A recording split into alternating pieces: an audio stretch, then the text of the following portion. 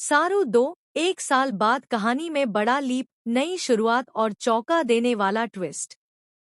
एक साल बीत चुका है। समय ने बहुत कुछ बदल दिया है।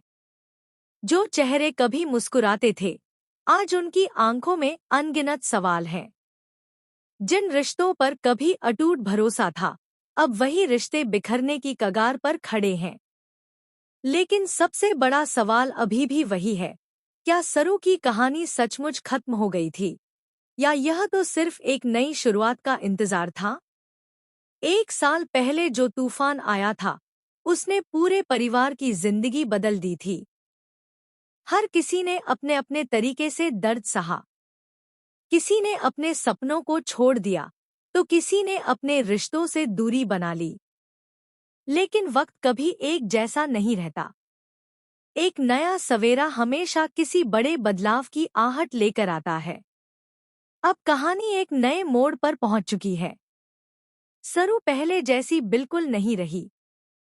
वह अब पहले से ज्यादा मजबूत, समझदार और आत्मविश्वासी बन चुकी है। उसने अपने आंसुओं को अपनी कमजोरी नहीं, बल्कि अपनी सबसे बड़ी ताकत बना लिया है। अब वह किसी के सामने झुकने वाली नहीं है। लेकिन उसे यह नहीं पता कि उसकी जिंदगी में फिर से एक ऐसा तूफान आने वाला है, जो उसके हर फैसले की परीक्षा लेगा। उधर परिवार में भी बहुत कुछ बदल चुका है। जिन लोगों ने कभी सरू का साथ नहीं दिया, आज वही लोग उसकी जरूरत महसूस कर रहे हैं। मगर सरू के दिल में पुराने जख्म अभी भी ताजा है। वह किसी पर आसानी से भरोसा करने के लिए तैयार नहीं है। उसके चेहरे पर मुस्कान जरूर लौट आई है, लेकिन उसके दिल में छिपा दर्द अब भी खत्म नहीं हुआ। इसी बीच कहानी में एक नए किरदार की एंट्री होती है। यह शख्स कौन है? दोस्त है या दुश्मन? उसकी असली पहचान क्या है?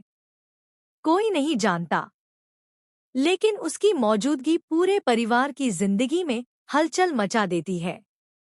पहली नजर में वह बहुत सीधा और मददगार दिखाई देता है, लेकिन उसके हर कदम के पीछे कोई न कोई गहरा राज छिपा हुआ है।